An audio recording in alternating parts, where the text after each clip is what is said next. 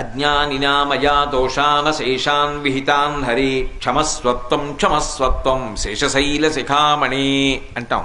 ఓ వెంకటేశ్వర, నేను ఎన్నో తప్పులు చేశాను. ఎన్ని? అశేషాన్, లెక్క పెట్టడానికి వీల్లేదు. క్షమస్వత్వం క్షమస్వత్వం, వాటిని క్షమించు క్షమించు అంటాం. పరమశివుడి దగ్గరికి వెడితే క్షంతవ్యోమీపరాధ శివ శివ శంభో మహాదేవ శంభో అంటాం. క్షంతవ్యోమీపరాధ, ఎన్ని అపరాధాలు చేశానో శివా క్షమించు అంటాం. గణపతి దగ్గరికి వెడితే క్షమించు అని అడగక్కర్లేదు. ఆయన దగ్గరికి వెడితే ఏమిటో తెలుసా? రెండు చేస్తే చాలు, ప్రసన్నుడైపోతాడు. ఒకటి ఇలా ఇలా ఇలా అంటే చాలు. మిటికలు ఈ రెండు కణతల మీద 3 మాటలు కొడితే ఆయనకి సంతోషం. దీని వెనక ఒక మర్మం ఉంది. ఒకప్పుడు అగస్త్య మహర్షి మహానుభావుడు, సామాన్యుడు కాడైన ఆయన ఆ దక్షిణ దేశంలో ద్రవిడ దేశం దగ్గర ఒక పర్వతం మీద కూర్చొని తపస్సు చేస్తున్నాడు. ద్రవిడ దేశం వాళ్ళకి కావేరీ నదే ప్రధానమైనటువంటి నది. మిగిలినవి ఎక్కువ నదులు లేవు. వాళ్ళందరూ కూడా కావేరీ నది మీద ఆధారపడతారు ఎక్కువగా. అప్పటికి కావేరీ నది లేదు.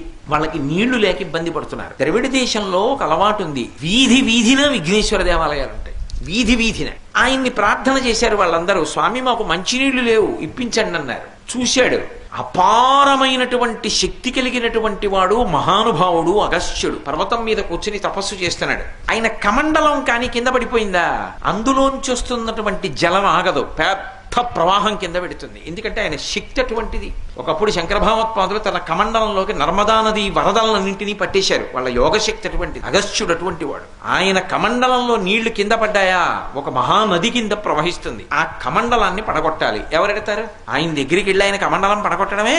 ఆయన జపం చేసుకుంటున్నాడు. విఘ్నేశ్వరుడు ఏమీ తెలియని వాళ్ళ చిన్నపిల్లాడి రూపంలో వెళ్లి కమండలం కింద పడేశాడు. ఆ కమండలంలో నీళ్లన్నీ ఒలికిపోయి ఒక మహానది ప్రవాహం కింద, కావేరీ నది ప్రవాహం కింద వెళ్ళింది. అగస్త్య మహర్షి చప్పుడైందని ఇలా చూశాడు. కమండలం ఒలికిపోయి నీళ్లన్నీ ఒలికిపోయి. ఎవడు రా అని చూశాడు దూరంగా. అగస్త్య మహర్షి లావుగా పొట్టిగా ఉంటారు, విఘ్నేశ్వరుడు లావుగా పొట్టిగా ఉంటాడు. పిల్లవాడి రూపంలో పరిగెడుతున్నాడు. ఈ పిల్లాన్ని పట్టుకుని కొట్టేస్తాను, నా కమండలం పడేశాడని వెనకాతల పరిగెత్తాడు. పరిగెత్తి పరిగెత్తి దగ్గరికి వెళ్ళి చెయ్యట్టుకుని చూసేటప్పటికీ విఘ్నేశ్వరుడిగా సాక్షాత్కరించాడు. కనపడేటప్పటికి అమ్మ బాబోయ్, పరమశివుని కుమారుడు పరబ్రహ్మం విఘ్నేశ్వరుడు అని చెప్పి అంత పెద్ద ఆయన సంతోషంతో ఏం చేశాడంటే, స్వామి పొరపాటు అయిపోయిందని ఇలా ఇలా ఇలా అప్పుడు వరం ఇచ్చాడు. ఇలా ఎవరన్నా క్షమించేస్తానన్నాడు. అందుకే మొదట అగస్త్యుడు ఇలా మిటికెలు కొట్టుకున్నాడు. అప్పటి నుంచి ఇప్పటికే అంతే. ఆయన దగ్గరికి వెడితే ఇలా అంటే చాలు.